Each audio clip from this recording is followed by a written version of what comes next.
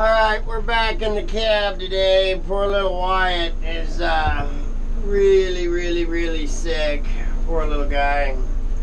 This yarder not running the way it's supposed to. I don't think it's helping him out much, so I'm trying to get it dialed in for him. Man, this thing needs a lot of work. My skyline friction, I got some video of that. Try to get it out. The skyline friction's contaminated, so it won't pick the skyline up tight, so you got to get in there and tighten it down real tight, and then when you get it up, you got to get back in there and loosen it up so that it's not rubbing on it all the time.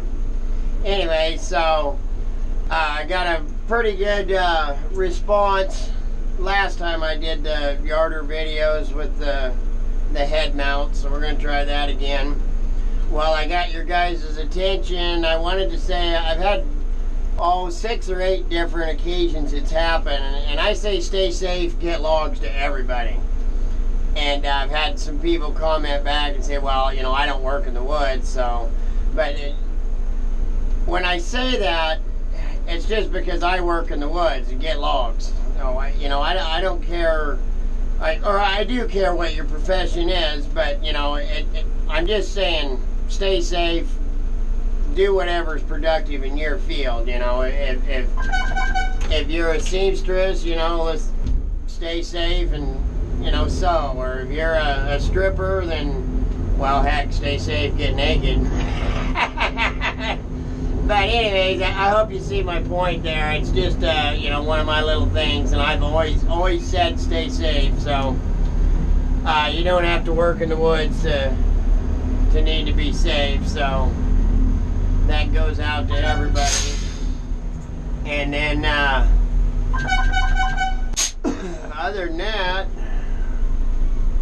I've been in the yarder the last 2 days because Wyatt's sick. So it's actually kind of a good thing. My knees were bothering me quite a bit, so maybe if I get a little bit of a rest, it might help him out.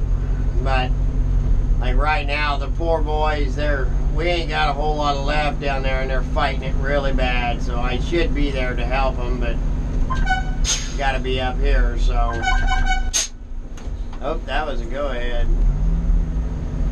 Anyways, the crew seems to be starting to click along pretty good. A few more days together, and we'll, you know what each person does and how they do it and whatnot, so you feel a little more confident in what you ask them to do and so on and so forth.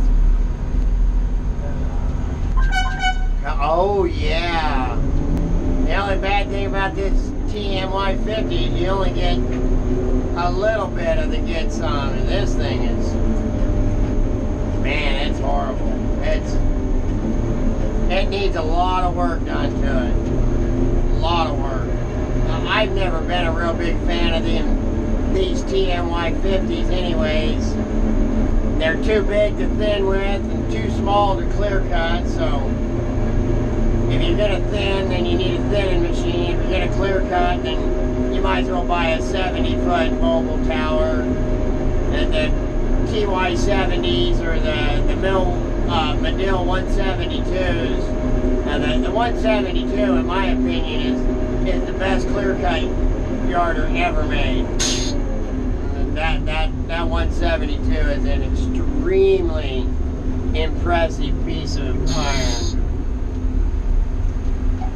But it also has to do with how your machine is running too. You know, if this thing ran right, it would make worlds of difference. And I mean, it's completely out of my element for knowing what to do. It seems like the brakes are hanging up. Like I say, the skyline friction's contaminated. Where's my little helper at? I can't see him. There he is. That's one of our new boys there. I don't think we've got to meet him yet. I nicknamed him Tickle Me Elmo because he's so cute.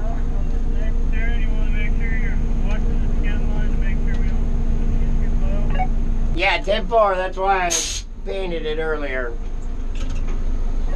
Where they're out there a long ways, and we're pretty low on skid line, so he's telling me they're getting out to their farthest poles, so we need to watch it, because on these, at the end of the line, it's just a quick nut that goes in the hole in the drum, so when you get down to that last layer, it absolutely will come out of and go right up through the tube, and that sucks. So we get done with this road, get on the next one. We're going to be hung clear across the back side and have a whole bunch of left, so we're going to add 1,500 feet of skid line. And this thing, it's absolutely horrible to try to spot rigging with this yarder, because this second drum is